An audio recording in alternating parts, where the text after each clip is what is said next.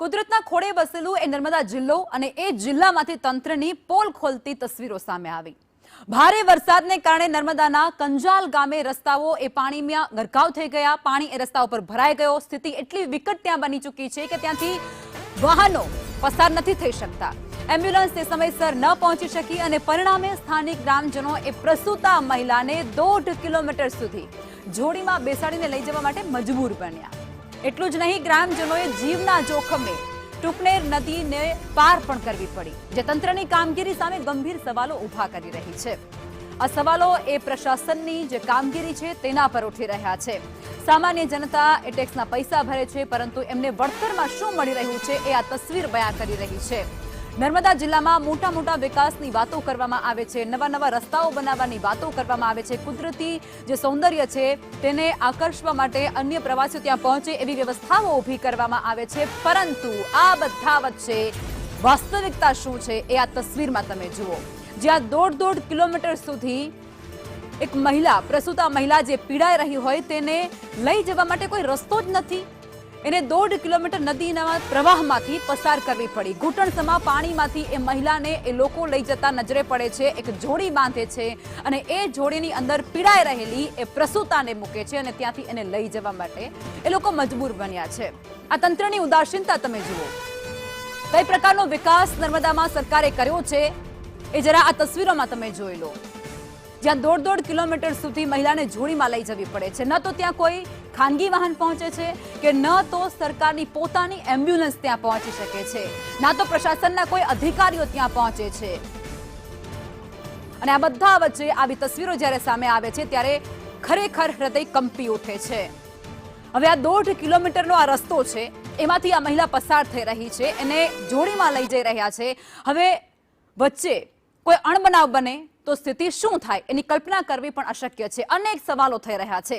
નદી ઓળંગવા ગામમાં કોઈ જ વૈકલ્પિક વ્યવસ્થા પણ નથી।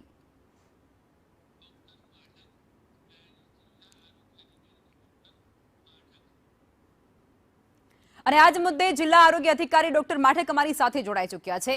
સાહેબ, આ વરવી વાસ્તવિકતા વિકાસની સામે આવી છે। એક મહિલા જેને 1.5 કિલોમીટર સુધી જોડીમાં લઈ જવી પડી રહી છે, કઈ રીતે આખી જ આ ઘટનાને આપ જુઓ છો? પહેલા તમારે એ સમજવું છે। 1.5 કિલોમીટર થોડું એક્ઝેગરેટ કરવામાં આવેલું છે। આખો બનાવ આ રીતે બન્યો છે। 5:30 ગઈકાલે પ્રસૂતાને ડિલિવરીનો દુખાવો ઉપડ્યો, એને પ્રી ટર્મ દુખાવો ઉપડી ગયો। આશાબેને 108 ને ફોન કર્યો। 108 છે એ રસ્તો ડેડિયાપાડાથી 108 એમને લેવા માટે રવાના થઈ।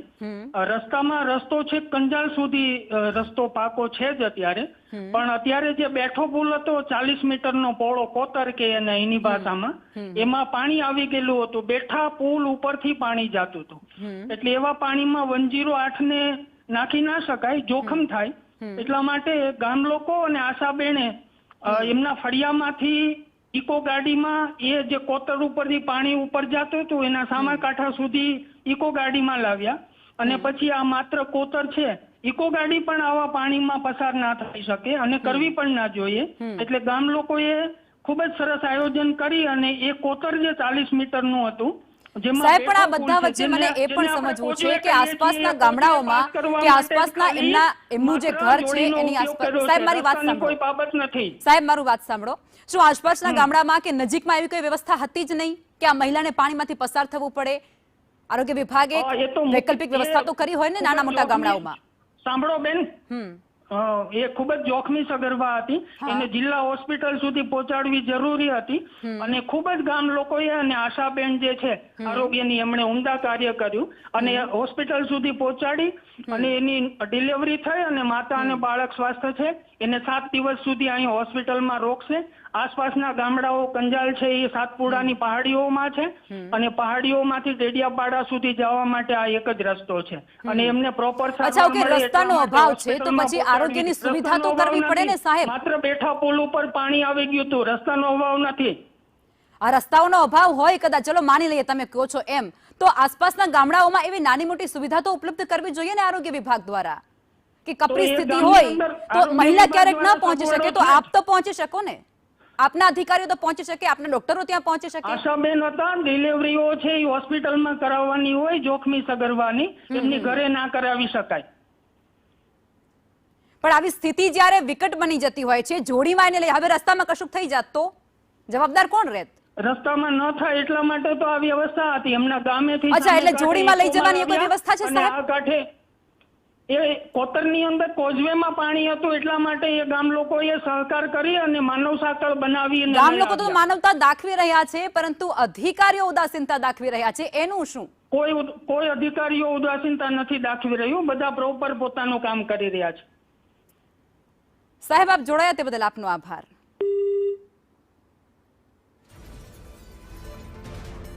તો નર્મદામાંથી આરોગ્ય વિભાગના અધિકારી સાથે આપણે વાતચીત કરી અને એમના દ્વારા એવું કહેવામાં આવ્યું છે કે ગ્રામજનો એ ખૂબ સારો પ્રતિસાદ આપી રહ્યા છે અને બધાના વખાણ કરતા એવો જોવા મળ્યા, પરંતુ પોતાની જવાબદારી શું છે એ નક્કી કરવાનું ક્યાંક તેઓ ભૂલી ગયા એવું પણ કહી શકાય. કારણ કે આવા રસ્તાઓ જ્યારે ઉબડખાબડ સ્થિતિમાં હોય છે, નદીઓ આડી આવતી હોય છે કે ત્યારે આસપાસના જે ગામડાઓ હોય જ્યાં સહેલાઈથી પહોંચી શકાય ત્યાં કોઈ વૈકલ્પિક વ્યવસ્થા એમના દ્વારા કરવામાં આવી જોઈએ, પરંતુ એનો નર્મદા જિલ્લામાં ભારે અભાવ જોવા મળ્યો અને તેને જ કારણે આવી પરિસ્થિતિ સર્જાય છે તેવું ચોક્કસપણે કહી શકાય છે કે 1.5 કિલોમીટર સુધી એક મહિલાને જોડીમાં લઈ જવાની ફરજ પડે છે. નદી એ મહિલાને જોડીમાં નાખીને પાર કરાવવાની ફરજ પડી છે અને કોઈ પણ પ્રકારનો વૈકલ્પિક રસ્તો એમની પાસે ઉપલબ્ધ જ નથી.